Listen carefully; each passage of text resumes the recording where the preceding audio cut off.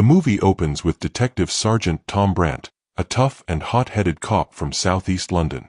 In the gritty streets, he catches three youngsters trying to steal a car, and without hesitation, he unleashes his fury, beating them down with a hurley.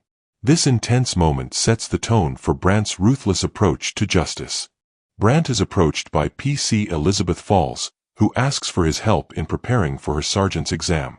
But Brant, knowing her past struggles, advises her to take it slow, reminding her that she's just come out of rehab. Falls had once worked undercover in the drug squad, but the dark world she infiltrated pulled her in too deep, leaving her battling addiction. The incident of Brant beating the three boys makes headlines in the newspaper, drawing public attention. His superior, furious about the negative image, calls Brant in and demands an explanation for his violent behavior.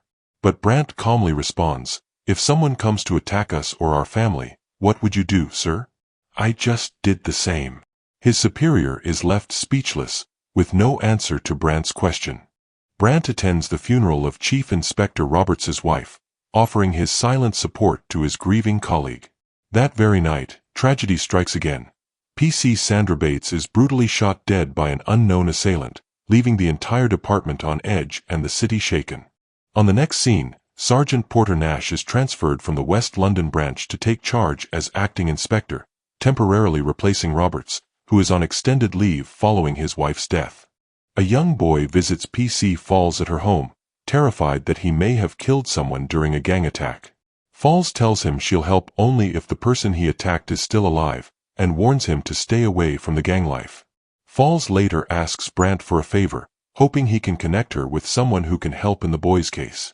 Brant agrees and gives her the name of Detective Inspector Craig Stokes, a senior officer known for handling gang-related crimes. Falls feels relieved, trusting Brant's judgment, and decides to contact Stokes to move things forward. In the next scene, journalist Harold Dunlop receives a mysterious call from the killer, Weiss. During their tense conversation, Weiss boldly reveals his identity, claiming he is the one behind the recent police murders. He then asks Dunlop to choose between the numbers 7 and 8. When Dunlop nervously picks 8, Weiss chillingly declares that's the number of cops he plans to kill. Moments later, Weiss walks calmly down the street and shoots PC Theo Nelson, who is sitting unsuspectingly in his patrol car. The next day, Brant meets his informant, Radner, to get information about the killer. But Radner refuses to talk without getting paid first. Brant, known for his rough and direct methods, doesn't waste time. He squeezes Radner's ball hard, forcing him to talk. Terrified, Radner reveals that he doesn't know the killer's name, but the man once bragged about setting a police dog on fire for practice. He adds that the name Brant is looking for can be found at Peacock Gym. Brant meets Nash and opens up about his personal issue. He's been having recurring blackouts. Nash listens carefully and tells Brant it might be burnout, sharing from his own experience. He even confides that he once attacked a pedophile in his home because there wasn't enough evidence to convict him. But before Nash can finish, Brant falls asleep mid-conversation, clearly exhausted. The next morning, Brant wakes up and tells Nash that he's got a name, Weiss, and plans to check him out. Nash asks if he should come along, and Brant agrees, telling him to meet at Weiss's apartment. Meanwhile, Chief Inspector Roberts rejoins duty, deciding he won't waste his life drinking at home. Instead, he chooses to get back on the job and face life head-on. As planned, Brant and Nash arrive at Weiss's apartment and search the place thoroughly but find nothing suspicious. While leaving, Brant suddenly recognizes Weiss as the same guy he once beat up in a billiards hall. And they leaves the place. After Brant and Nash leave, Weiss begins to panic, realizing the police are closing in on him. In a hurry, he gathers all the evidence and hides it in the trunk of a broken-down car nearby. Unbeknownst to both Weiss and the officers, Radner has been secretly watching from a distance. Once Weiss drives away, Radner moves in, searches a nearby trash bin Weiss had used earlier, and discovers a parking receipt, a crucial clue that Weiss the killer. Weiss isn't ready to stop his killing spree. His next target is none other than Inspector Roberts. He follows Roberts to his apartment and knocks on the door. The moment Roberts opens it, Weiss launches a brutal attack. But Roberts isn't an easy target. A fierce fight breaks out between the two. Despite putting up a strong fight, Roberts is eventually overpowered. Weiss kills him mercilessly with a hammer, smashing his head in.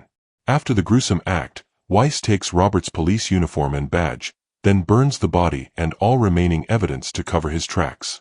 He then calls journalist Harold Dunlop and proudly confesses to the murder, declaring that he's now calling himself Blitz. As usual, Weiss hides the evidence in his old car and drives away. But Radner, who's been tracking him closely, follows and eventually finds Weiss's abandoned car. Curious, he opens the trunk and is horrified to find Inspector Roberts' uniform, gun, and cap inside. In that moment, Radner confirms that the killer is none other than Weiss. Radner then calls journalist Dunlop and demands money in exchange for revealing the identity of the killer. In the next scene, Falls visits Detective Inspector Stokes and asks him to keep the boy's name out of the case records to protect him. Stokes agrees and casually asks her to join him for a drink, to which she politely accepts. On the other side, Radner takes Dunlop to Weiss's broken-down car and shows him all the evidence Weiss had hidden inside. But what they don't realize is that Weiss is secretly watching them from a distance, observing their every move. After they leave, Weiss quickly moves in and removes all the evidence from the car, erasing every trace that could link him to the murders. Radner and Dunlop meet at a restaurant to finalize their deal. As agreed, Dunlop hands over the money, and Radner heads to the washroom to count it. But unexpectedly, Weiss shows up at the restaurant. Seizing the moment, he follows Radner into the washroom and brutally kills him, then takes the money and calmly walks away as if nothing happened. After Radner's murder, Nash and Brant question Dunlop about what really happened. At first, Dunlop hesitates, clearly nervous and unwilling to talk. But under pressure, he finally confesses everything, about the deal with Radner and the evidence they found in Weiss's car. Acting quickly, Nash and Brant search the car, but they find nothing. They then ask the security team for CCTV footage, only to discover that the cameras weren't working at the time, leaving them with no proof. On the other side, Falls and Stokes attend a lively party together. They talk, laugh, and share a few light moments, and a spark begins to form between them. Later, Stokes offers to drop Falls home, and she happily agrees. But during the drive, Falls' mood suddenly shifts. She grows quiet, distant, and then unexpectedly angry. When Stokes stops the car in front of her house, she argues with him, gets out, and decides to walk inside alone. On the other side, Brant digs deeper into Weiss's background, determined to uncover the motive behind the string of police murders. After hours of searching through records, he discovers a chilling pattern. Every officer who was killed had once arrested Weiss. Realizing this, Brant quickly checks who might be next on the list, and the result shocks him. The next target is Falls. Meanwhile, Falls reaches home and begins unlocking her door when suddenly Weiss appears out of the shadows and attacks her. A violent struggle breaks out, and both of them tumble down the staircase. At that very moment, the young man who had come earlier to help Falls rushes in to save her, but tragically, Weiss overpowers and kills him before fleeing into the night. Weiss gets into a taxi and checks into a nearby hotel, trying to stay low and relax after the chaos. The next morning, the police release his photo to every news channel, alerting the public. The taxi driver who had dropped him off recognizes him instantly and calls the police. Acting fast, Brant, Nash, and a team of officers arrive at the hotel and rush into Weiss's room, but he's already gone. Weiss escapes through the back exit, leading to a tense chase through the streets. Brant finally spots him at the railway station and, furious, sprints toward him, ready to take matters into his own hands. But just before he can reach Weiss, Nash and the other officers arrive and arrest Weiss, stopping Brant and urging him to calm down as they take Weiss into custody. On the other side, Falls goes out for her regular checkup. While walking back, she notices a group of men secretly selling drugs on the street. As soon as they spot her, they panic and run away. Falls quietly approaches the spot, picks up the drugs they dropped, hides them, and calmly walks away without drawing any attention. Weiss remains in police custody for 2 days, but the officers have no solid evidence to charge him. Brant, Nash, and their superior gather to discuss how they can prove that Weiss is the real killer. Despite their efforts, every lead seems to vanish. All the evidence has been destroyed, and they have nothing concrete to hold him any longer. The entire team grows frustrated, knowing they have the right man but no proof to make it stand. In the next scene, at a local pub, Stokes is having a drink when a man approaches him with shocking news. Falls has stolen drugs from a street dealer. Alarmed, Stokes immediately calls Brant, and the two rush to Falls' house. When they arrive, they find Falls inside with a man, using drugs. Brant bursts in and, without hesitation, forcefully throws the man out of the house.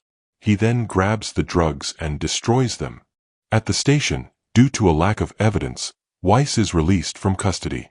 He walks out confidently, almost like a hero, as the media swarms around him with flashing cameras and questions. The police, however, aren't ready to let him go completely. They assign officers to keep a close watch on him.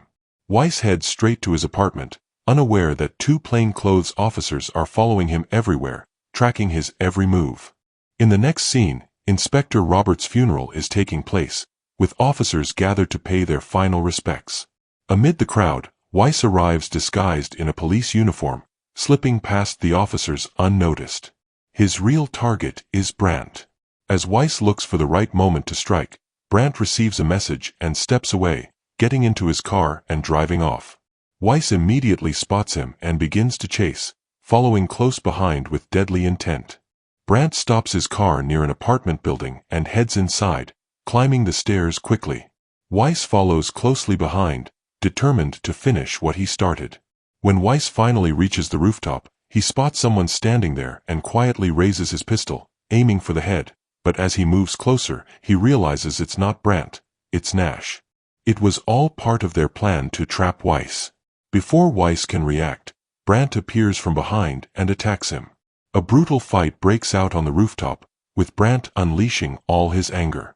After a fierce struggle, Brant finally overpowers Weiss and shoots him dead. With the nightmare finally over, Brant destroys all the evidence, making sure no trace of the chaos Weiss caused remains. The film ends with Brant visiting journalist Harold Dunlop, who is walking. Brant releases two dogs toward him, and Dunlop, terrified, starts running. Thanks for watching. Please subscribe, like, and comment for more videos.